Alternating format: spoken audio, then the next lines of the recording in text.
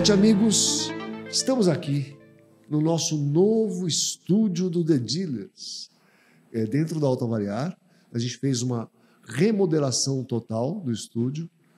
E, para essa inauguração, a gente convidou uma pessoa... Eu vou ler só o currículo dele, para vocês tentarem descobrir quem é. Vamos lá. Ele atende pelo nome de professor. Ele é economista pela Unicamp, mestre em neuromarketing pela Florida Christian University, de Orlando, nos Estados Unidos, doutor em Business Administration pela mesma universidade. Ele participa do programa de pós-doc, de pós-doutorado dessa universidade. Ele é professor dessa universidade também, da Florida Christian University, e ele é especialista em gestão de concessionárias há mais de 25 anos. Então, pessoal, assim, ele realmente vive e respira as concessionárias brasileiras e tem números que antes nunca ninguém pesquisou. Eu estou aqui com o meu amigo Otílio Rodrigues, professor Otílio Rodrigues, PhD. Muito bem-vindo ao The Dealers Podcast. Estou muito feliz de ter você aqui. O prazer é todo meu, me sinto honrado, agradeço pelo convite e é um grande prazer estar aqui contigo, que conhecemos de longa data, muita história aí na rede. Quantos anos que a gente começou lá em Cuiabá.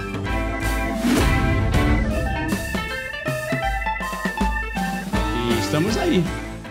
Estou aqui para esse bate-papo e ficamos à vontade aí para conversar sobre o nosso querido setor da distribuição. Muito bom. É o seguinte, Otílio, você saiu do Piauí, de Picos, não é isso? Isso. Como é que Picos, a cidade mais fria do Brasil. Então, e faz frio lá, né? Faz frio, 47 graus. 47 graus, é o normal. Tem duas estações do ano, né? Isso. Inverno e verão. Isso. Aí como é que a pessoa que sai de Picos, no Piauí, se transforma em doutor nos Estados Unidos? Conta um pouquinho dessa história, por favor. Não tem nada de especial nisso. Desde criança eu alimentava o sonho de... Assim, São Paulo exerce um fascínio na mente do nordestino. E muita gente, na década de 50, 60, migrou para cá. E eu alimentava esse sonho. Eu quero ir para São Paulo, eu quero ir para São Paulo. Então eu vim para estudar. Você não veio com teus pais? Você veio sozinho? Eu vim sozinho, vim para estudar, né? E vim com a cara e a coragem, tinha dinheiro para sobreviver um mês. Era o dinheiro que eu tinha. E se eu não conseguisse alguma coisa, tinha que voltar. Tinha que voltar. Aí eu fui ficando, e aí eu trabalhei no Banco do Brasil, né, que aí me permitiu estudar. E aí eu passei na Unicamp, comecei a estudar na Unicamp, fiz graduação, fiz pós-graduação, fiz mestrado na Unicamp. E depois, aí a Unicamp fez, só contando um pouco da historinha, né? Como que eu entrei no setor. A Unicamp tinha uma parceria com empresas. E aí a Associação Brasileira de Distribuidores de Motocicletas, a Sorronda, contatou a Unicamp para fazer um trabalho que eles precisavam de treinamento. Não tinha treinamento naquela época disponível, década de 90. Então, a Unicamp fez um convênio com a Sorronda e eu fui o coordenador desse convênio pela Unicamp. Aí eu comecei a trabalhar e aí o pessoal da Sorronda gostou. Eu não sabia nada de revenda. Eu fui para dentro de uma concessionária em Campinas, onde eu morava, onde eu moro ainda hoje, e fui lá aprender tudo. Aí eu juntei a parte acadêmica com a parte prática. Quando terminou o convênio, aí a Sorronda falou para mim assim, olha, gostamos do seu trabalho, a Unicamp é muito burocrática, passou um ano para assinar esse convênio, um ano para assinar o convênio. Nossa Senhora. Era reunião, e adiava, faltava alguém, aí a Sorronda chegou e disse assim, olha, vem trabalhar para a gente, você foi quem fez tudo, então a Unicamp só participou, E assim começou. E aí eu fui ficando, e foram surgindo novas encomendas, e hoje estou aqui. Isso faz mais de 25 anos. 25 anos. Aí, durante todo esse processo, nós fizemos a Universidade A Sorronda, produzimos o MBA em concessionárias Honda. Então, foram 25 anos dedicados ao segmento de distribuição de veículos. Eu conheço praticamente todos os estados, todas as grandes cidades dos estados brasileiros, já estive lá pessoalmente. Praticamente, eu diria que 95% das concessionárias Honda ou já fizeram encontros de trabalho, treinamento comigo, ou eu já estive lá pessoalmente. Quantas concessionárias, só para ter uma ideia, quantas concessionárias de moto tem no Brasil hoje e quantas Honda?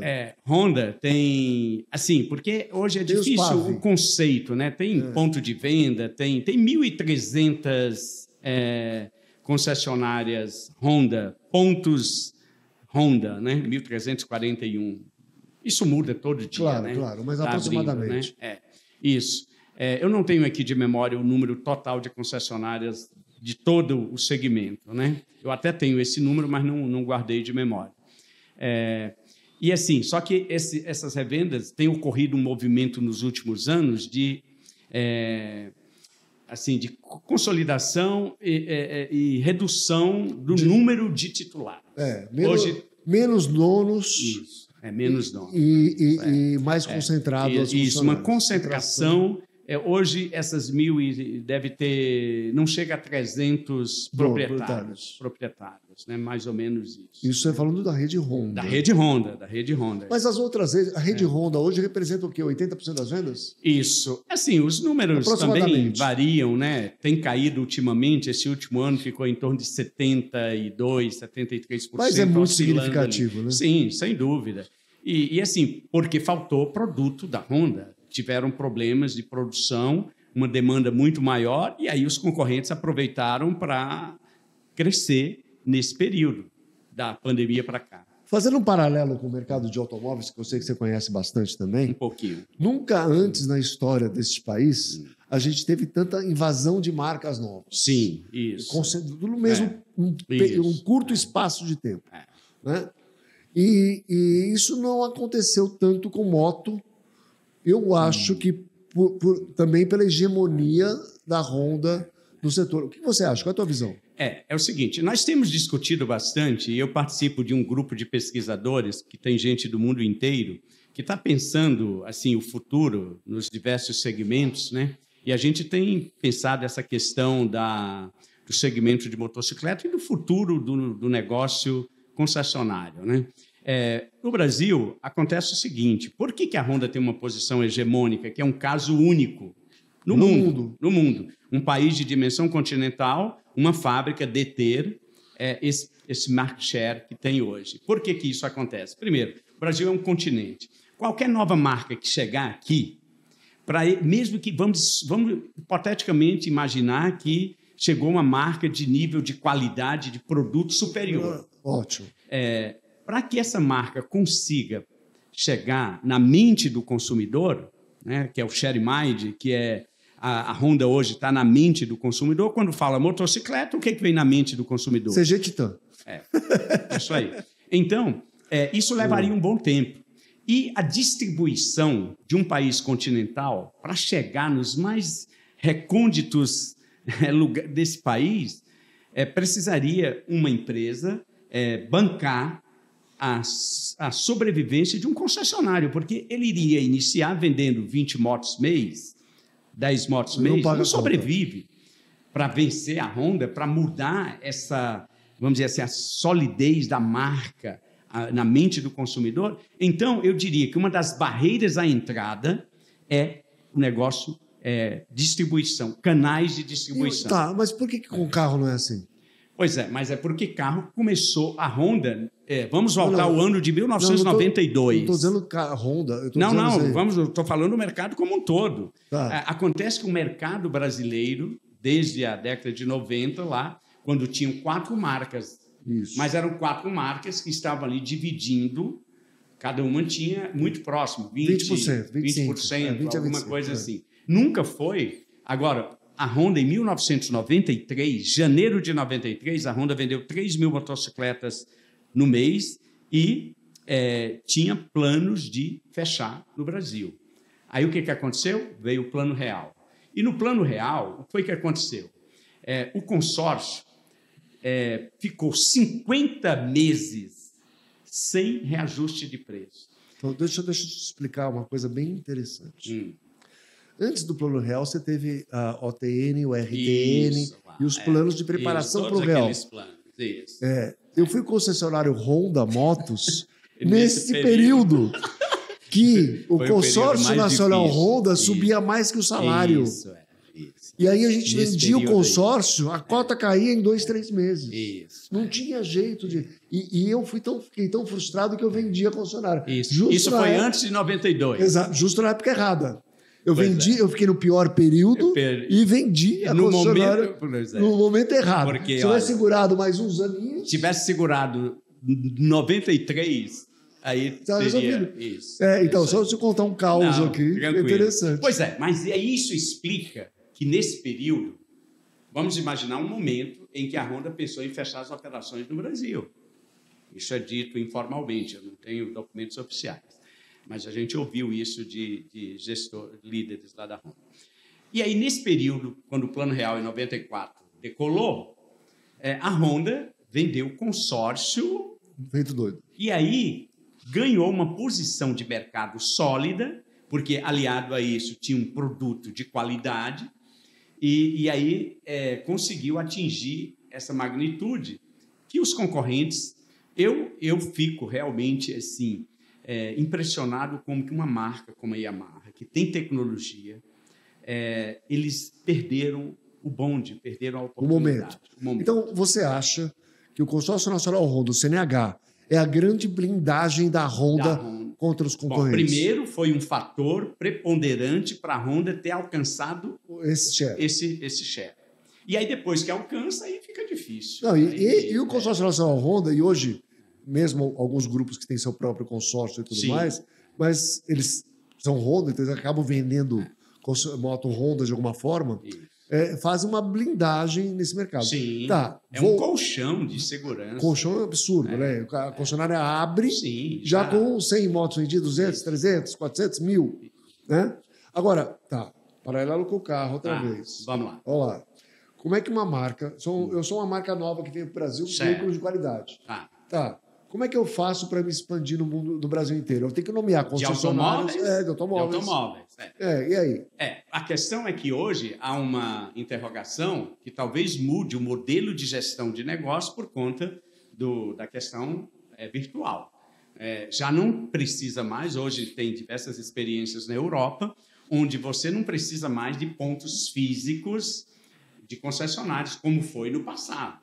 Então, isso cria, e a gente tem discutido isso com os pesquisadores, isso cria novas situações... São novos canais de venda. Novos canais, que a gente não sabe no novos que isso vai canais de distribuição. Nós não sabemos, porque, olha, eu me lembro de um congresso FenaBrave, que nós participamos por volta aí de início dos anos 2000. Dos anos 2000, onde um pesquisador chegou e dizendo o seguinte, olha, vai acabar a concessionária.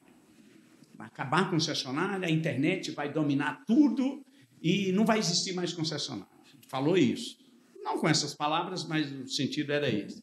Eu me lembro de concessionários que chegaram, voltaram para casa e venderam a revenda. Sério? Eu tenho um exemplo de uma pessoa no Rio Grande do Sul que fez isso. Nossa. Fez isso. Tá? E depois, o que foi que aconteceu? Nós estamos aqui 25 anos depois e até agora... A rede só cresceu. Só cresceu. Com esses novos entrantes, a rede acabou crescendo. O pouco que eu aprendi na vida e no mercado é o seguinte, não adianta querer ser profeta do futuro, porque ninguém sabe o que vai acontecer. Agora, você me pergunta, como que uma nova marca vai penetrar no Brasil? Aí, tudo é possível. Bom, primeiro tem que ter um bom produto. Nós estamos vendo aí as elétricas chinesas chegando, com todo... Mas tem as indianas, chegaram a Bajaj, chegou Royal Enfield. Isso. E agora, eu vejo assim, eu olhando para a motocicleta, primeiro, você fala, o mercado está blindado, e realmente, quando me perguntam qual é o futuro do negócio motocicleta, olha, o Brasil é um país tropical, verão o ano inteiro. Eu tive em Milão 8 graus negativos e andei de moto. Não é uma experiência muito boa. Imagine no inverno, 15, 17 graus negativos, você andar de moto. É impossível. Nós não temos isso. Nós temos uma população de baixa renda que não vai mudar nos próximos 10, 15 anos. Não vai. Não muda. Para quem a motocicleta é o veículo que viabiliza a solução de mobilidade para esse pessoal. Eu vou dizer, e o acesso a crédito é restrito, onde entra o consórcio mais uma vez. Isso. Então, nós temos um país tropical, nós temos uma população de baixa renda para quem a moto é a solução de mobilidade. Eu tive no interior do Maranhão, um dos 3 estados de pior renda per capita do Brasil, e no interior lá, primitivo, onde não tinha... Eu tive numa cidade, uma das 3 únicas cidades do Brasil que naquele momento, hoje eu não sei, não tinha sinal de celular. Não tinha sinal de celular. Era uma das únicas 3 cidades do Brasil que não tinha sinal de celular. Mas as motos estavam lá. A moto era a solução de mobilidade daquele pessoal. Nós temos sérios problemas de mobilidade urbana. São Paulo, se tirar a moto, São Paulo congela, para. São Paulo precisa da motocicleta, senão vai congelar. No trânsito que eu falo, não é o clima. Então, nós temos sérios problemas de mobilidade nas grandes cidades, nós temos sérios problemas na zona rural, onde a moto é a solução de mobilidade para esse pessoal, e isso não vai mudar a renda, porque nos países desenvolvidos, eu estive estudando o mercado de motocicleta na Espanha, na França, nos Estados Unidos, na Inglaterra, estive lá pessoalmente, e aí eu fazia uma análise do ranking dos modelos mais vendidos nos últimos 10 anos, 20 anos. O que acontece? São modelos de alta cilindrada. E no Brasil? Só baixa cilindrada. Só baixa cilindrada. Isso não muda nos próximos 10, 15 anos, porque a moto é a solução de mobilidade para o público de baixa renda. E tem mais. Nós não temos, por exemplo, como tem na Europa, o transporte ferroviário, onde em Paris tem 5 grandes estações, você chega em qualquer lugar da Europa num pulo. E tem sérios problemas hoje, como, por exemplo, Londres está cobrando pedágio urbano, Nova York está começando a cobrar pedágio urbano. Quando o trânsito no centro. E na Europa eles têm o trem, tem o metrô, que chega facilmente a qualquer lugar. O Brasil não fez a opção... Então vamos lá, vamos pensar no concessionário agora. Isso. Eu sou concessionário de carro e sou concessionário de moto. O mercado de moto está garantido no futuro. Então, moto está garantido. No futuro. Principalmente se eu for Honda. Sim. Né? E o de carro, ele vai sofrer, já está sofrendo, uma evasão de novas marcas. Isso. E muitos estão dizendo que vão colocar a fábrica no Brasil, Isso. vão vender 20, 30 mil, 40 mil, 100 mil carros por ano. Então, vai forçar que as margens, de alguma forma, do concessionário, que era a montadora, está sempre meio preservada, né? A venda no atacado ela baixe. É isso. Você acredita nisso que eu estou falando? Que as margens de veículos nos próximos anos devem baixar? Sim, isso é uma tendência. E as de moto estão mais ou menos blindadas. Mais ou menos. Mais ou menos. Não dá para fazer afirmações categóricas. A gente não quer ser profeta de nada. Tá, mas a gente está especulando. Mas é só especular vale. Analisando movimento, tendência, prováveis movimentos. Podem acontecer, podem não acontecer. Não dá para afirmar nada. Agora, carro tem uma questão. Tem esse movimento. Por que muitas marcas estão querendo vir para o Brasil? Porque em automóveis nós ainda temos um potencial de expansão. Eu estudei esses números. Eu vi, por exemplo, eu pego uma cidade como Campinas, onde eu moro. A relação é 1 veículo por habitante. E às vezes até um pouco melhor. Tem mais de um veículo, 1 ponto alguma coisa... Por habitante. Por habitante. Mas um lugar desenvolvido... Aí eu pego Chile, México, Argentina. Países mais ou menos com as mesmas características brasileiras, América Latina, cultura ibero-americana e tudo mais.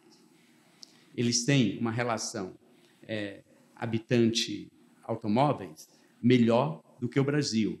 O que é melhor? Melhor, assim, eles têm 3, 4 veículos nacionalmente por... habitante. Um veículo para cada 3 habitantes. Ah, um veículo para cada 3. É diferente de Los Angeles, que tem 2 habitantes por... Não, 2 veículos por habitante. Bom, legal. Isso dá... Se eu pego 200 milhões de pessoas e temos 50 milhões de veículos, de automóveis, pegando aí, a grosso modo, arredondando os números, nós temos uma relação que varia hoje de 4 a 5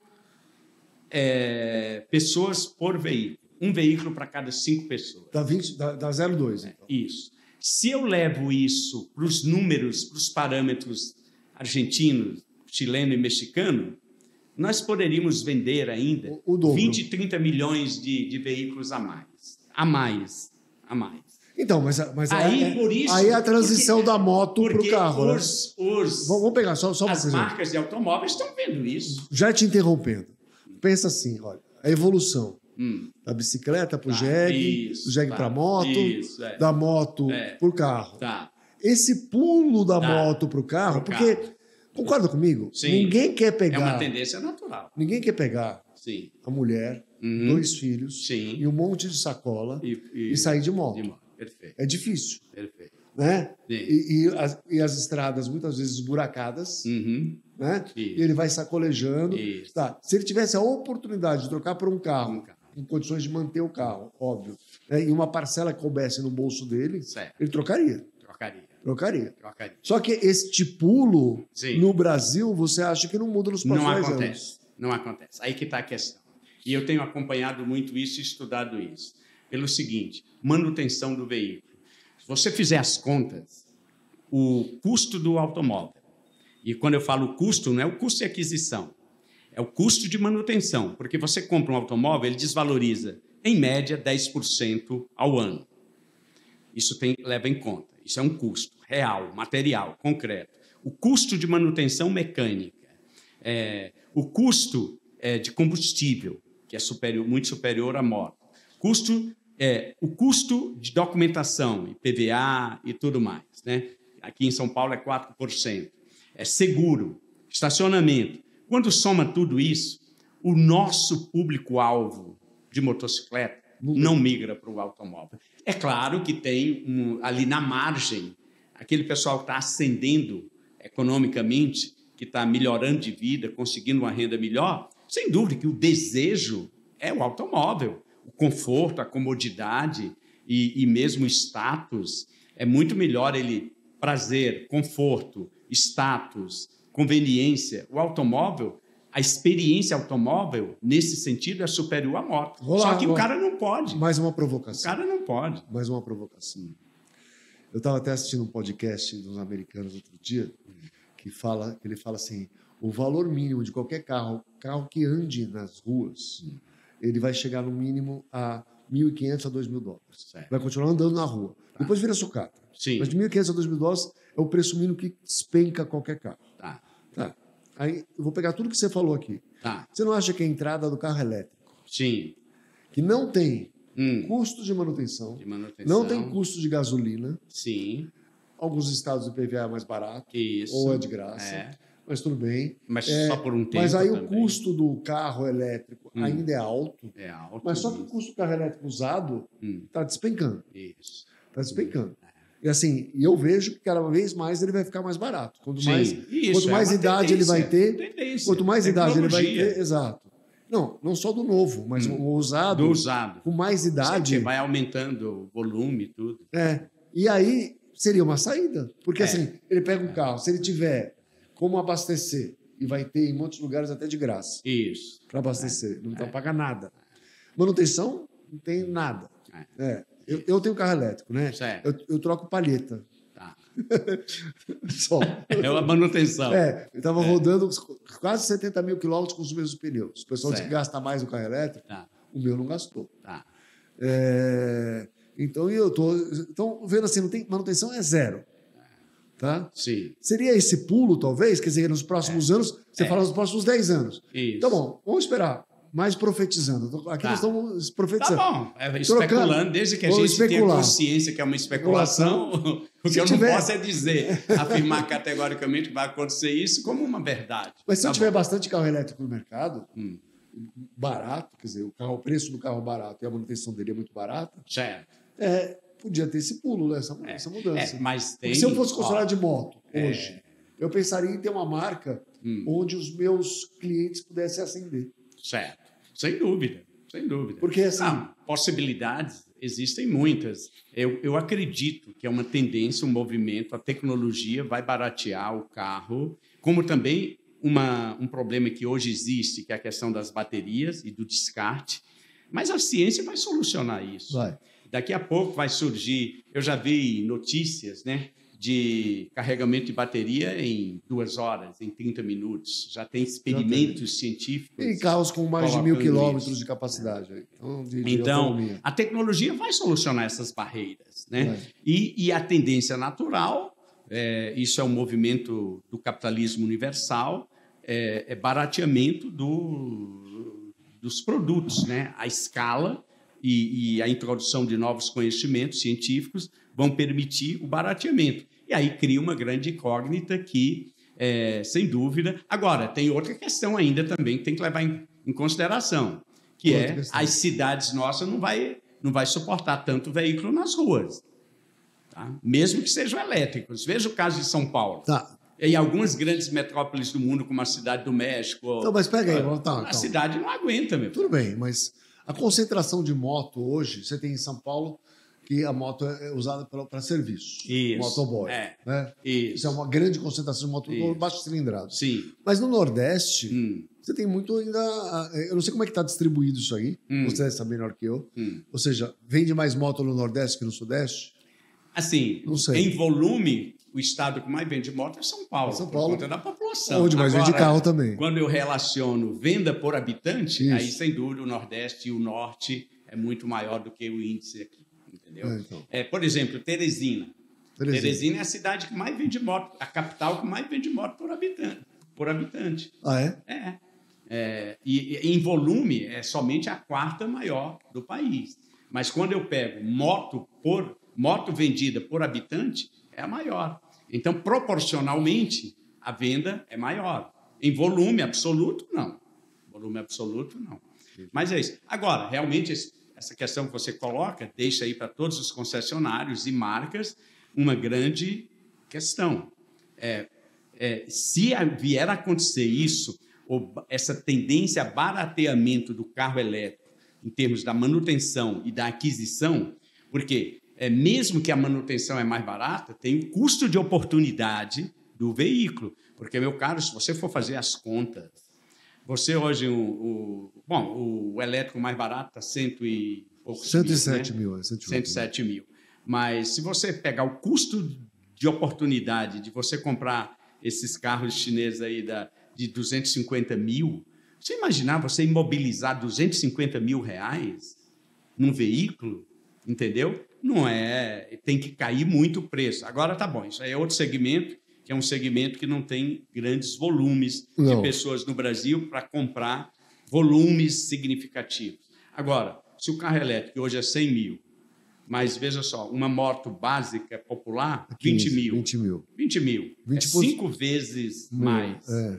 5, 6 vezes mais. O preço do carro tinha que cair muito. Tem que cair muito. E isso não cai nos próximos 5, 10 anos, não cai tudo isso. Talvez daqui a 50 anos, pode ser, mas nos próximos... É isso que eu falo para os concessionários quando eles me questionam. Eu estou sempre sendo indagado. E aí, vale a pena comprar uma revenda? Eu continuo no negócio? São as perguntas que eles me fazem, né? Eu continuo no negócio porque, quando for a hora, eu tenho que sair na hora certa. Muito bom. Então, eu digo, olha, eu te garanto pelos próximos 10 anos. E mesma coisa. Para motocicleta. E tem na rede, não só a rede Honda, qualquer concessionário de motocicleta não gosta de trabalhar moto usada. Isso. Isso é uma verdade. Isso é um equívoco grave, uma cegueira estratégica, é uma falta de visão e uma incompetência. E sabe o que é isso? Eu tenho uma explicação para isso. Qual é a explicação? A explicação é a zona de conforto do 0 km. Do 0 km. Eu também acho. Entendeu? Porque, olha, hoje, uma concessionária Honda, se você tem que ser muito ruim, muito mal profissional, e tem gente que consegue quebrar uma concessionária Honda. Porque é um negócio que, se você fizer o básico, está garantido. Sabe? A rentabilidade é fantástica. É o sonho de consumo de muitos concessionários, é ter uma concessionária Honda. Eu sou, vamos dizer, abordado de muita gente no Brasil todo, em congressos, em encontros. Olha, quando tiver uma concessionária, me avisa. Eu tenho uma lista de espera. Uma lista de espera de gente que quer comprar concessionária Honda de motos, né? Então, mas mesmo assim, com um excelente negócio, não trabalha usado. Mas vamos pegar que não seja tão excelente negócio que nem trabalhar outras marcas, sei lá. Tá. Sim, mas vamos conversar sobre a moto usada. Então, mas eu tenho uma marca que não é tão boa. Mesmo assim, eu não trabalho em moto usada. Sim, Por quê? O que eu acho é o seguinte. Bom, primeiro, existe um estigma do veículo usado. Primeiro, teve a questão no Brasil, duas barreiras que no passado, hoje está mais ou menos encaminhado, mas no passado impactou muito e criou barreiras para que alguém quisesse trabalhar com moto seminova. A questão da documentação e a questão mecânica, né? De defeitos ocultos e de tudo mais. Mas, essas questões... Então, isso afastou muita gente. Você sabe que eu fui lojista de moto usada também. Certo. Eu deixei de ser concessionário. Quando vendi minha concessionária de moto, eu fui ser lojista de moto usada. De moto usada. Nesse período, eu aprendi a avaliar moto, mecanicamente e de mercado. Sim. E pela experiência que eu tenho, que eu fui lojista de carro também, trabalhei em concessionário de automóvel, é muito mais fácil avaliar uma moto usada tecnicamente que um carro. Eu bato o olho na moto, já digo que foi modificado, o que aconteceu, se caiu, se está torto, se não está. Dá para ver tudo. Concordo inteiramente. Mas então, o comodismo, a preguiça. É muito mais fácil. O carro tem muito mais vício oculto do que uma moto. A moto, ela conta uma história. De olhar a moto, ela conta uma história para você. Concordo, estou de acordo que é um preconceito, um estigma que se criou. Mas o pessoal acha que não dá dinheiro. Na verdade. Aí é outro equívoco. Outro equívoco.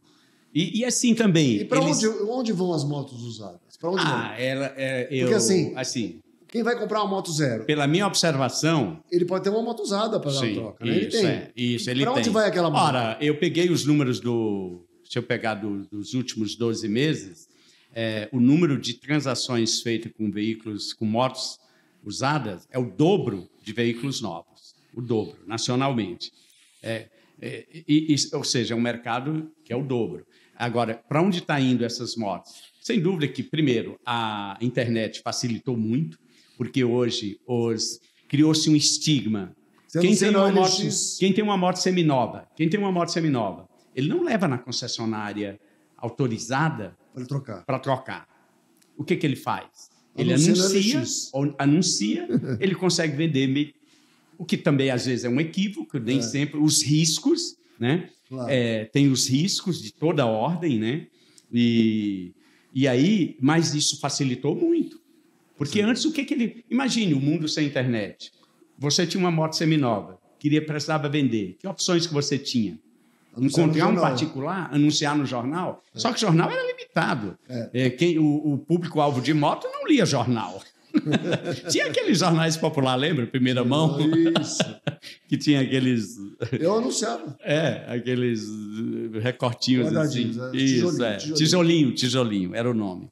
Então, a internet facilitou muito. E também a rede de lojistas independentes, que é significativa. A gente não tem ideia. Eu andando pelas cidades... Tem um número? Existe um número? Eu não tenho esse número. Eu vi na última Fenalto, alguém falou em 40 mil... Mas aí... Geral. Tá. Mas se perguntar... Exclusivo de moto. Eu acho que não tem esse número. Eu acho que também não tem. Ninguém tem esse número. Interessante isso, né? Essa é uma questão para ser pesquisada, né? E acho que a gente pode depois pensar aí uma maneira de como juntar as entidades para trazer esse número.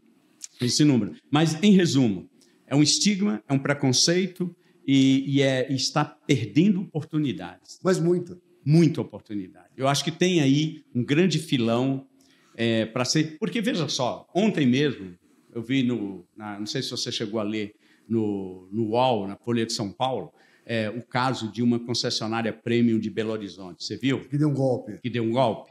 Então, os riscos são enormes. Eu acho que o concessionário poderia explorar melhor assim, a garantia, a credibilidade, a confiança. Ele tem uma bandeira, né? Ele tem uma bandeira. Isso só por si já dá uma credibilidade enorme. Agora, enorme. Tem que mudar O mindset. O mindset. Tem o mindset do concessionário e o mindset do cliente. Porque o cliente, quando fala veículo seminovo, concessionária oficial, tô fora. Tô fora. Não. Os caras, eles se sentem lesados, porque a comunicação na avaliação, o concessionário nunca deu importância. Já que a gente está se aprofundando nisso, claro. E eu tenho... sabe onde está o problema? Assim, ó. Bom, mindset do cliente, isso é consequência do jeito que o concessionário trabalha. Da má gestão do concessionário. Porque, assim, ele descuida do processo de avaliação, de negociação, de comunicação com o cliente. Imagine... Porque era fácil da garantia de um ano no concessionário. Eu tenho uma moto seminova. Isso. Estou pensando em trocar. Legal. Possibilidade. Vou no concessionário. Qual é a primeira coisa que eu faço? Consulta a tabela FIP. Eu vou com a tabela FIP na cabeça. Chego lá no concessionário. Aí pedem a tabela FIP é 10 mil. Avaliar. Tabela FIP é 10. Aí ele vai lá, avalia, chega um sujeito e secamente diz assim, vamos dizer, a tabela FIP é 10 mil. Ele chega e diz assim, olha, sua moto R$7 mil. O cara, qual é o sentimento que ele tem? Ele se sente lesado, roubado. Porque a comunicação é mal feita, é descuidada, não tem capacitação na negociação. Porque tabela FIP é preço de referência de anúncio. Não existe uma estatística no Brasil oficial que diga o preço real que foram vendidos os veículos seminovos. Tem. Hã? Tem a tabela autoavaliada. Tá porque bom. eu tenho as notas fiscais. Porque você tem. Tá legal. Eu tenho as notas fiscais. Da tua amostra. Mas eu digo assim, da tua amostra, que é significativa. Perfeito. A nossa amostra é 82% dos funcionários relevante. Tá bom. Mas a moto você não tem. Na moto eu não tenho. Moto você não tem. Então, veja só. O cliente, ele tem essa referência na cabeça, que é preço de anúncio. Só que esse preço efetivo, o cliente não tem. E aí, quando ele faz a comparação, qual é o sentimento dele? É lesado. Lesado. É isso. Não, fora isso, é o seguinte, se ele vai procurar uma moto usada na concessionária, o concessionário poderia oferecer uma garantia de 1 ano, poderia oferecer algum brinde a mais, alguma coisa para ele se sentir mais confortável, ter ofertas, porque não tem oferta. Se ele for procurar uma concessionária Honda, uma moto usada, vai ter umas 2 ou 3 ali no cantinho, jogado, não tem um vendedor específico. Mas deixa eu te falar. Dedicado. Pelo que eu conheço, pela minha pouca experiência, eu observo o seguinte, o problema da moto seminova na rede de segmento de motocicleta não é a venda. Tudo que tem, vende. Sim.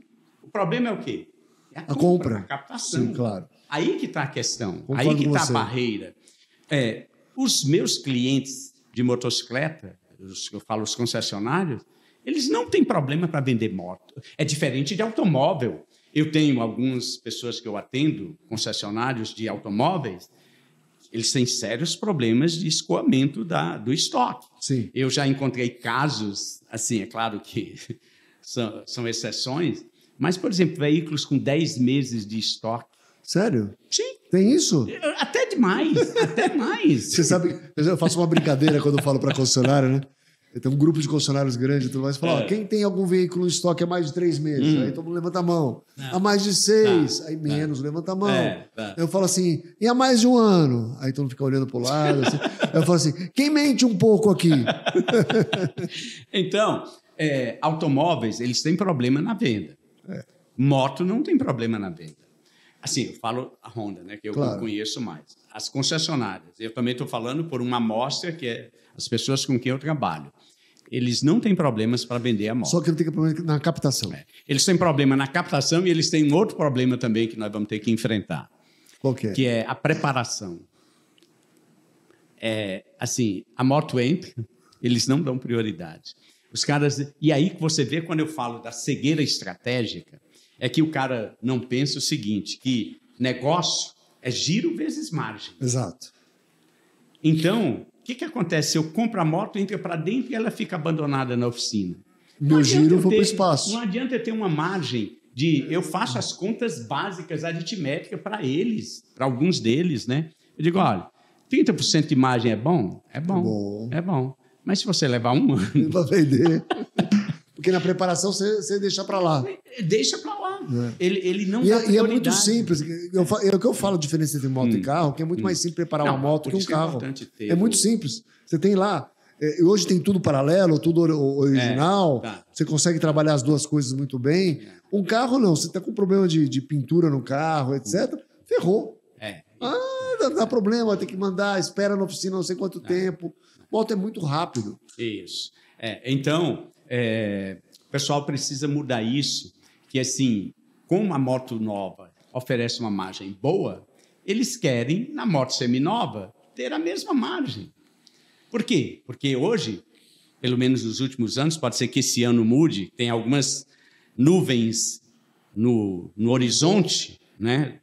Do ponto de vista da economia, nós não sabemos o que vai acontecer a partir do que aconteceu ontem, né? Ninguém sabe o que vem pela frente, mas, assim, então, até agora, faltava moto nova. Então, a margem da moto nova estava lá em cima. E aí, vamos dizer assim, por comodismo, e o pessoal não quer pensar muito, eles querem que a moto seminova tenha a mesma margem da moto nova. E aí é complicado, porque aí você tem que depreciar a compra, e aí não consegue comprar. Então, você vê que fica numa armadilha... saída. Sem saída. Então aí que está o problema. Agora, porque se você... trabalha com uma margem menor, mas gira, que aí eu fazia as continhas básicas para ele.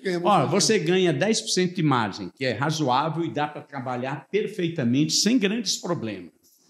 Tá? E modelos de alto giro, você compra e vende, compra num dia, vende, vamos dizer, na semana, entre a entrada, a preparação e a venda, no máximo uma semana. Você com o mesmo capital, vamos dizer, você com 10 mil de capital, você gira 4 vezes no mês, meu caro. Faz as contas. Um negócio que gera... É melhor que vender droga, né? 40% no mês. Vê ao ano. Então, quando você mostra isso para o concessionário, né, para mostrar... eu tenho um grande mercado, eu tenho um grande produto.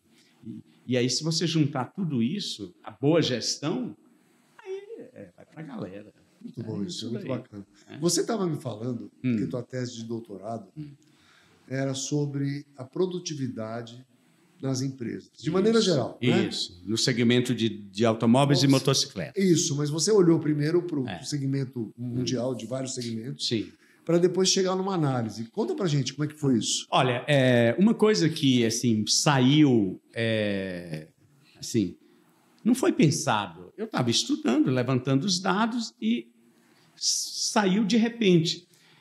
O que eu imaginava, eu não tinha ideia disso, é que, por conta da introdução de tecnologia, automatização de processos, softwares, aplicativos, no processo de comercialização, eu tinha o pressuposto de que a produtividade de pessoal, medida como faturamento dividido por número de pessoas trabalhando, estivesse crescendo ao longo do tempo. A produtividade crescendo, o número de pessoas caindo. O número de pessoas caindo, porque o faturamento está aumentando. Exato. Aumentando por conta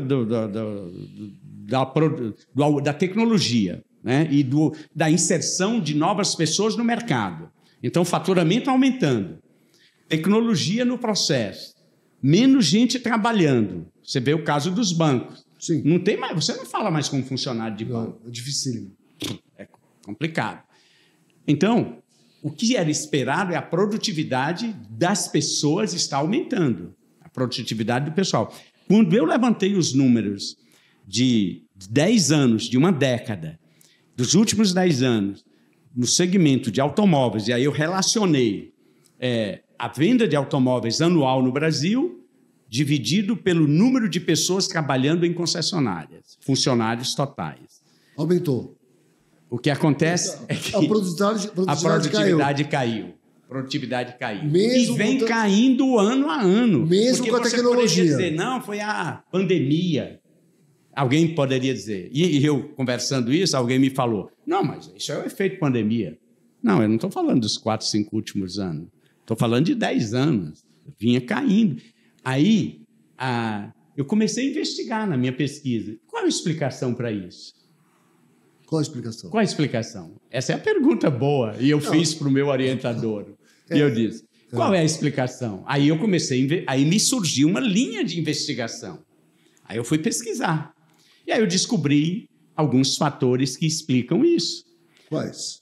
Primeiro, rotatividade de vendedores. Dá uma olhada. Não tem rotatividade de vendedores nos funcionários? Tá bom.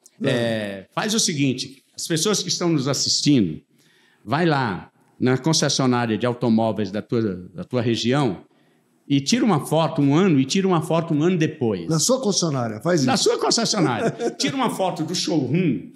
Eu digo isso, por exemplo, eu trabalho para a Honda, eu tenho um carro Honda, né? E trabalho para a Toyota, tenho um carro Toyota também, tem que ter, né? Tá bom.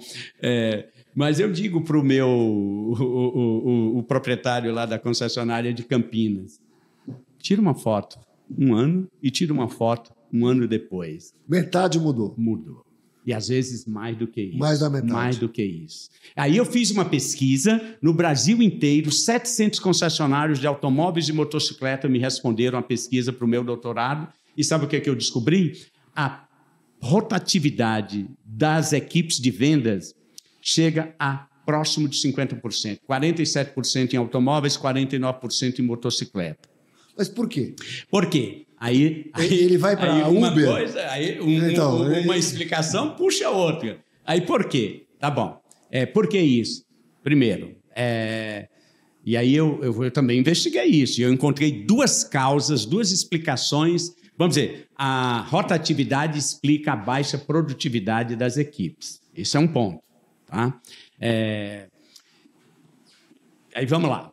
Outra. Aí o que explica, então, a rotatividade? Por que o funcionário não para na concessionária? Isso, por quê? Primeiro, e aí eu também fui investigar isso. Existe um estigma com a profissão vendedor. Quando fala vendedor, você já viu algum colega teu? Não, eu. Sim. Quando eu falava assim, o que você faz? Eu vendo carro. Tá. Por que você não estudou? Isso.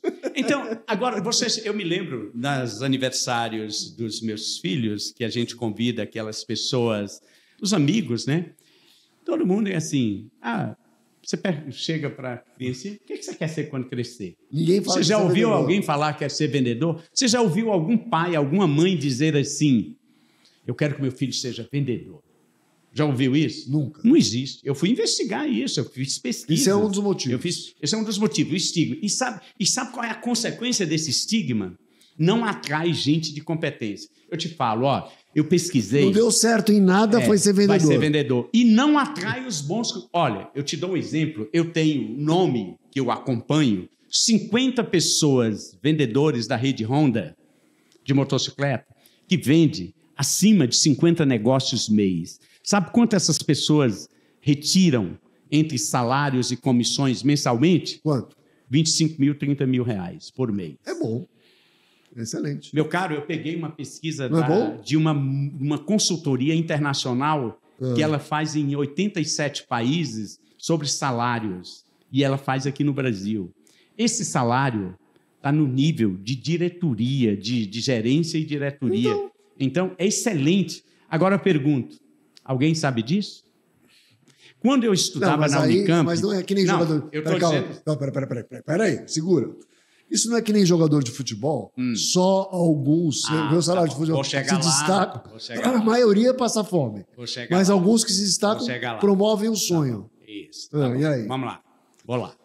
E eu já explico esse exemplo que você deu. Eu tenho explicação para isso, de acordo com a neurociência. Vamos lá.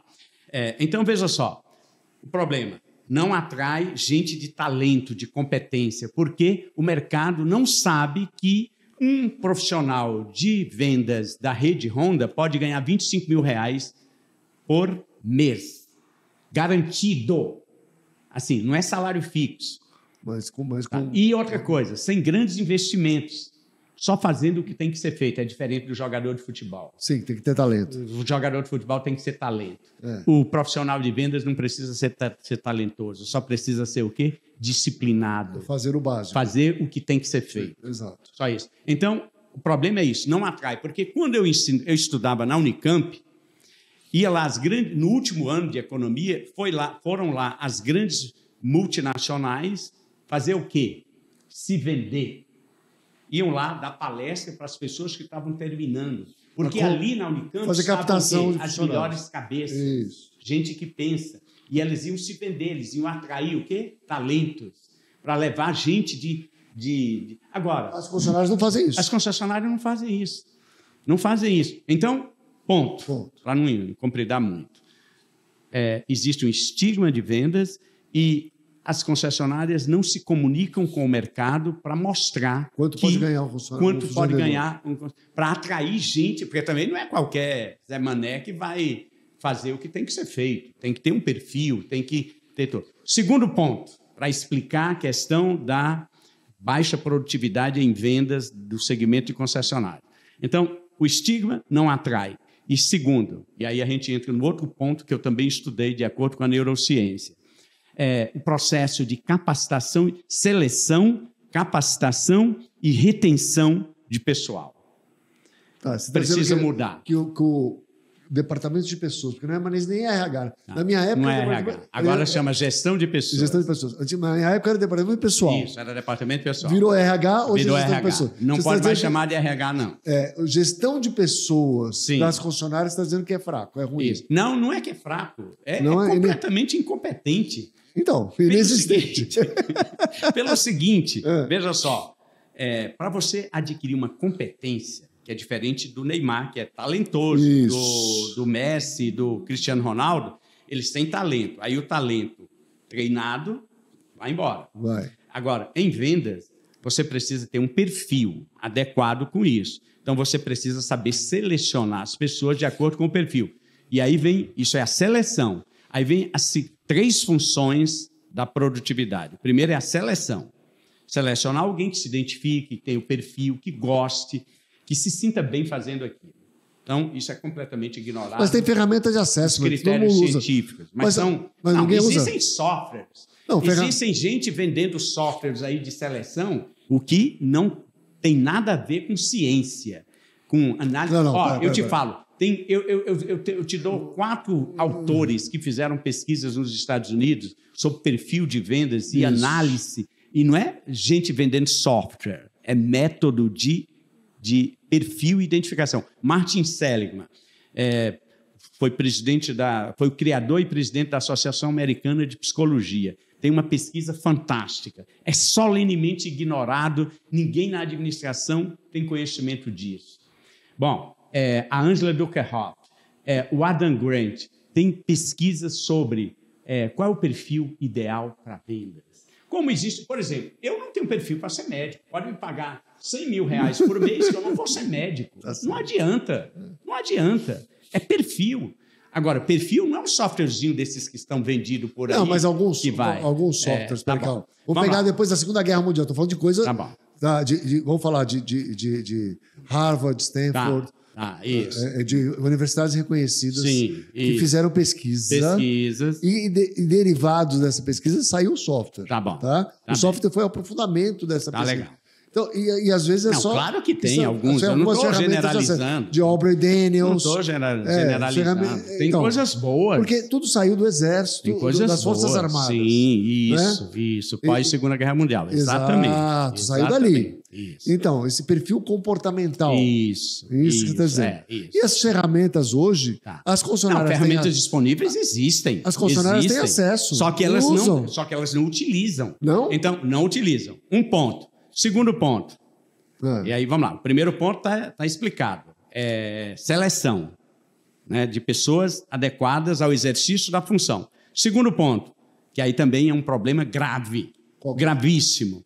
Todo o processo de capacitação de equipes nas concessionárias que eu acompanho, que eu conheço, estão focadas, centradas em conteúdos cognitivos.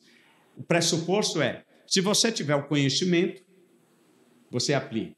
E aí está completamente enganado. Não, peraí, calma. Os treinamentos de fábrica é tudo baseado no quê? No produto. No conhecimento, produto e conteúdos, conhecimentos. Sim, mas não tem a parte de soft skill, é isso que você está falando. Comportamental. Comportamental. Não tem. Aí que está a questão. Porque a mudança comportamental ela é lenta.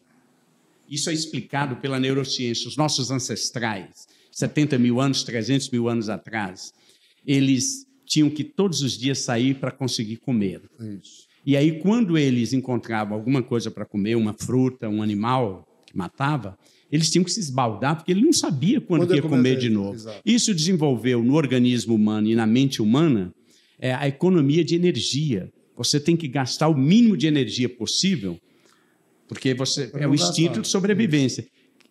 Essa mente foi condicionada por 70 mil anos. E aí nós ficamos na zona de conforto e a gente valoriza a gratificação imediata e a gente não pensa no longo prazo. Então, a mudança comportamental ela é lenta.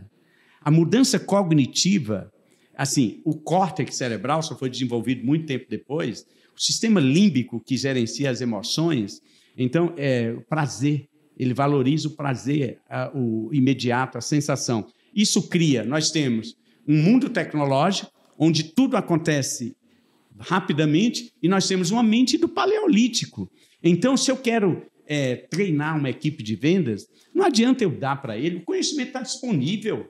As melhores obras, tem livros maravilhosos. Tudo está na internet hoje. Tudo está disponível de graça. Eu sou do tempo, na minha infância em Picos, que o meu problema era que a gente não tinha acesso. O conhecimento só estava disponível para as famílias abastadas. Você tinha que comprar as enciclopédias. E era caro, a enciclopédia Mirador, Barça, era o sonho de consumo de todo mundo. Só os ricos podiam ter. Hoje, o conhecimento está disponível. Hoje, nos vídeos, na YouTube. Mas então, mas aí eu quero, só para concluir o raciocínio, as fábricas e as concessionárias, elas acham que treinar a equipe de vendas é oferecer conhecimento. No suposto de que, uma vez que eu assisti um curso, assisti um vídeo, li alguma coisa, eu vou aplicar. E não vai.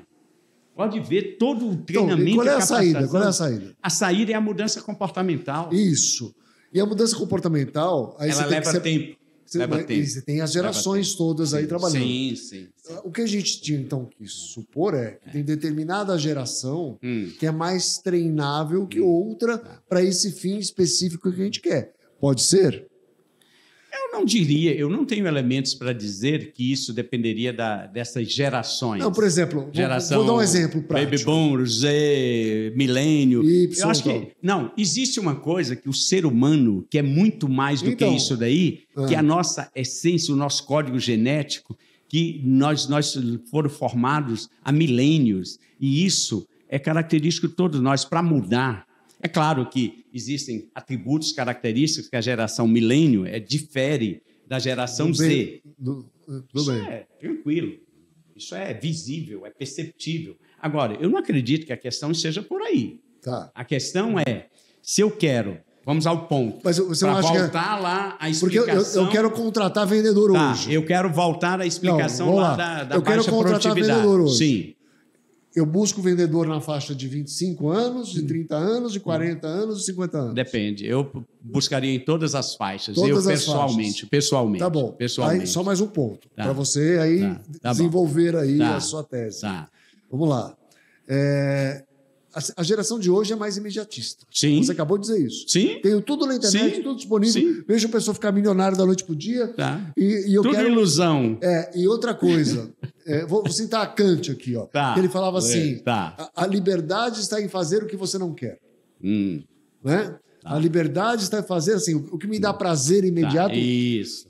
É muito fácil de fazer. Isso. Né? Isso. Ou seja, eu quero comer aquele chocolate, eu vou lá e como e está resolvido. Agora eu pensar que aquele chocolate pode fazer mal, não vou comer, etc. Eu paro e não como. Toma essa decisão, isso é muito mais difícil. Essa é a disciplina que você está falando. Isso é a disciplina. Essa é a mudança comportamental. Essa é a mudança comportamental. Porque só assim também eu consigo ser treinado. Isso. A questão é que os programas de treinamento e capacitação, e não vamos falar treinamento, vamos falar programas de desenvolvimento humano, de pessoal. Isso precisaria mudar a didática, a metodologia, o programa e o tempo. Olha, não dá para formar uma equipe de vendas. Pela minha experiência, pouca experiência que eu tenho, não dá para formar uma equipe de vendas em menos de um ano. Se você selecionar as pessoas certas, Ainda assim, você precisa, leva tempo. Eu vejo no meu caso pessoal, tudo que eu aprendi, tudo não é uma forma de dizer, mas muito do que eu aprendi nesses estudos da neurociência, eu procuro fazer experiências em mim. Você sabe que eu gosto muito de vinho. Sim. Eu gosto muito de vinho. E agora eu criei um Você vai ganhar hoje aqui. Sabe o que eu fiz para treinar essa questão da disciplina? Eu resolvi fazer, eu aprendi com alguns amigos britânicos, né? Janeiro seco. Isso. Que eu tomava vinho todo dia. Esse mês eu não estou tomando vinho. E na verdade, os britânicos não tomam nenhuma bebida... Nenhuma bebida alcoólica. É zero álcool. Zero álcool. É janeiro seco. Janeiro seco. Eu estou fazendo janeiro seco. Ótimo. Sem álcool. Um mês inteiro. E eu gosto muito de vinho. Eu tomava vinho todo dia e vou continuar tomando. Mas o que é isso? Disciplina. Eu comecei a treinar xadrez, que eu não sabia. Só quando velho foi que eu fui aprender. Para treinar foco, disciplina, atenção, a mudança comportamental. Hoje, meu caro, aí, partindo para a resposta objetiva, existe um protocolo científico para você promover a mudança de conduta, de comportamento, de atitude. Só que isso não é mágico, não é seguindo essas formulinhas mágicas desses vídeos que você vê no YouTube. Para. Eu fui nomeado agora concessionário de uma marca nova, maravilhosa. Isso, legal. Fui nomeado. Tá bom. Tem que contratar vendedor, contratar meu time inteiro. Isso. Saio contratando quem já está no mercado trabalhando, roubando das outras concessionárias. É uma alternativa. Que é o mais fácil. É uma alternativa. É o mais fácil. Ou pego todo mundo zero. Boa. Novinho. Boa. Nunca trabalhou em concessionária. Boa e questão. Treino todo mundo. Boa questão. E aí eu vou dar a resposta de todo bom economista e consultor. Depende, eu faria as duas coisas. Eu não seria radical de contratar só gente nova. Eu posso, e é isso, essas recomendações que eu dou para as minhas concessionárias clientes. Eu faria, por exemplo, eu vou dar aqui uma ideia. Por favor. Uma ideia, isso aqui custa dinheiro, mas eu vou dar para os seus telespectadores. Muito obrigado. Eu vou dar para os seus telespectadores o Dedilhas agradece. Como um presente. Uma ideia que eu tenho cultivado e eu ofereço, e eu desenvolvi isso a partir de muita estudo e acompanhamento. Por exemplo, é o concessionário fazer uma parceria com as universidades, tá? Para pegar gente do terceiro e quarto ano dos cursos ligados a mercado. A primeira coisa tem que vender quanto ganha o vendedor. Isso. Tem que vender, porque mostrar lá isso. lá na universidade fazer palestra, como foi lá o Banco de Boston naquela época, lá em Campinas, isso. Quando tinha o Citibank, que tinha também a IBM, a 3M, a Ródia, as grandes multinacionais foram lá, o Banco Itaú, sabe, iam lá na Unicamp se vender. Então, primeiro tem que fazer isso, tem que se vender. Depois, fazer parcerias para essas pessoas fazerem estágio na concessionária. Para conhecer o negócio. Para conhecer. Assim, primeiro eu vou fazer a seleção de perfil. Estou te respondendo a tua pergunta. Claro. Eu sou um concessionário que eu cheguei aqui e vou abrir. Tá bom. Primeiro, não tem mágica. Tá bom. Eu vou, se for o caso, claro, é a lei de mercado, eu posso pegar algumas pessoas do mercado, que não dá para começar do zero, não é impossível, eu pego alguns de mercado que estão aí, através de headhunters, tá bom? Trago alguém para cá. Não pegaria de concessionário para não gerar guerra, eu pegaria gente boa de vendas de outros segmentos. Que treinar produto também. Sim, que já entende vendas, já domina vendas. Agora, gente de talento. Estou te respondendo. Faria esse trabalho de futuro, essas parcerias com as universidades. O cara ele precisa do estágio, porque nós precisávamos de estágio para completar o curso. Okay. Não tem encargos trabalhistas, muito menos. E eu tenho a oportunidade ali de identificar o quê? Gente de talento, gente boa. Claro que eu tive que vender para o cara a ideia do que é consultor. Agora, ainda falta o terceiro ponto que eu não respondi. Então, a seleção tem que mudar, a capacitação tem que introduzir, agregar a mudança comportamental num programa de longo prazo. Não é treinamento de uma semana, amigo, que vai formar uma equipe de vendas. Vê os treinamentos de fábrica, pega os treinamentos das montadoras. treinamento. Eles acham que dá um treinamento de uma semana e o cara vai ser formado. Bom, então vamos lá. O treinamento tem que ser constante, né? Isso! 3 coisas, vou dar de graça aqui também, ó, de consultor. Quer vender muito? Você só precisa fazer 3 coisas. Prospecção diária, treinamento contínuo, eu não vou dizer diário, não. Contínuo. Mas contínuo quer dizer 3 vezes por semana, 30 minutos. Isso. Para sempre. Como time de futebol. Exato. Mire-se em Abel Ferreira. O melhor técnico do Brasil. Não, tá bom. Não é do Brasil, né? Tá bom. Ele não é do Brasil. Não é do Brasil. Brasil tem outro. Não, tá bom. Mas vamos lá. Treinamento e gerenciamento de carteira de cliente. Alguém desconhece isso? Não. Todo mundo sabe o que tem que fazer. O problema é que não faz. E não faz por quê? Pela questão da disciplina, da mudança comportamental. Então, tem que criar um programa de longo prazo, de no mínimo 1 ano, para promover a mudança comportamental. E agora vamos para o último elemento. Então, seleção, desenvolvimento, capacitação. Segunda função. Vamos para a terceira. Você falou antes, até. Você falou do recrutamento, quando você vai nas universidades. O recrutamento e seleção está tudo junto. Porque antigamente era chamado de recrutamento. Não pode mais usar esse nome, porque tem uma concepção militar. Recrutamento. Não pode? Não. Agora é atração. Você tem que ser politicamente correto, entendeu? Isso aí é o pessoal, eu não sou essa pessoa. Isso aí é o pessoal do RH, quer dizer, de gestão de pessoas. Não pode mais falar de recrutamento, agora é atração. Atração. Você tem que atrair gente de talento. Políticas de atração. Então, vamos lá. Atração e seleção eu estou colocando no mesmo pacote. Ok. Aí depois, o processo de capacitação e desenvolvimento, segundo pacote. Vamos para o terceiro. Qual o terceiro? Que ainda falta o terceiro. Para resolver o problema da produtividade, foi que começou toda a nossa discussão. Qual o terceiro? O terceiro é sistema de remuneração e reconhecimento. Tudo que eu aprendi da ciência, se os concessionários tiverem certo, tudo que eu aprendi da ciência está errado. Ou seja, você está dizendo que todo mundo paga errado. Todo mundo paga errado. E eu tenho falado isso para diretores Brasil de grandes marcas. Não vou falar as marcas, mas eu tenho conversado, quando eu converso, eu digo, olha, se vocês estiverem certo, toda a ciência está errada. Porque é o seguinte, quando se fala em motivação de vendedores, reconhecimento, remuneração, quais são as ferramentas que as concessionárias usam para motivar vendedor? Comissão. E o que mais? Pacote de benefícios. Campanhas e promoções. Promoção para o cliente. Isso. E para ele também. Campanhas para interno. Campanha interna, promoção externa. Isso. Todo mundo faz isso. Praxe. Quer motivar, quer vender mais? Campanha. É cocaína. Não serve para nada. Tira a campanha. O que acontece? Nada. Despenca. Eu tenho muitos exemplos. Como é que ninguém aprende? Mas então funciona? Como é que ninguém aprende? Então, você está dizendo que funciona, ué. Hã? Você está dizendo que a campanha funciona. Se tirar a campanha, despenca, você põe a campanha... Sim, aí é só campanha. Só que aí depois o que acontece? Você faz uma campanha para uma viagem no resort. Tá bom. Isso. Funciona? Funciona. Aí, depois de 5 campanhas para ir ao resort, ainda funciona? Não funciona mais. E o que funciona? E o que funciona? Boa. Aí o que funciona? Aí tem muita coisa para a gente estudar sobre isso, né? Primeiro é tirar essa questão de campanha.